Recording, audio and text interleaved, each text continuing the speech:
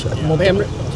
এবং আরেকটা নিয়ে দেখেন, শুধু আপনারা শ্রমিকদের কথা বলতেছেন, এবার ঢাকা থেকে বা বিভিন্ন শহর থেকে গ্রামের বাড়িতে যারা মানুষ যায়, সেখানেও তো যাতায়াতের কোনো অসুবিধা হয় নাই।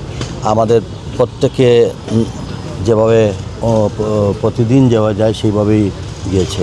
কাজে এটার জন্য উনি আগের থেকেই মাননীয় প্রধানমন্ত্রী প্রত্যেকটা জেলায় যেসব বাস মালিকদেরকে এনশিওর করেছেন যে মালিকরা থাকতে হবে, যাতে আমাদের পরিবহনে কোনো ধরনের যেন ব্যত্যয় না ঘটে।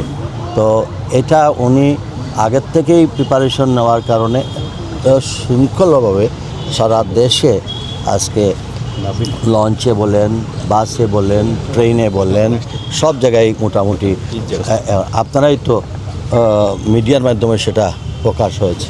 তো দোয়া করেন, আমরা আমাদের উপর যে মানুষের যে প্রত্যাশা, সেই প্রত্যাশা যেন পূরণ করতে আল্লাহ তাআলা আমাদেরকে সাহায্য করেন। আর এই পবিত্র ঈদ উল ফিতরকে সামনে রেখে আমি জেলা, মহানগর এবং কি দেশবাসী, আমাদের প্রবাসী ভাই বোন সকলকে আমরা বলবো ঈদ উল ফিতরের সেই আনন্দ উৎসব যেন আমরা ভাগাভাগি করে নিয়ে যাই, এবং আমরা যেন এক মাস সিয়াম সাধনার পর যে তাকওয়া সৃষ্টি করেছি, বাকি 11টি মাস যেন সেই তাকওয়ায় আমরা চলতে পারি।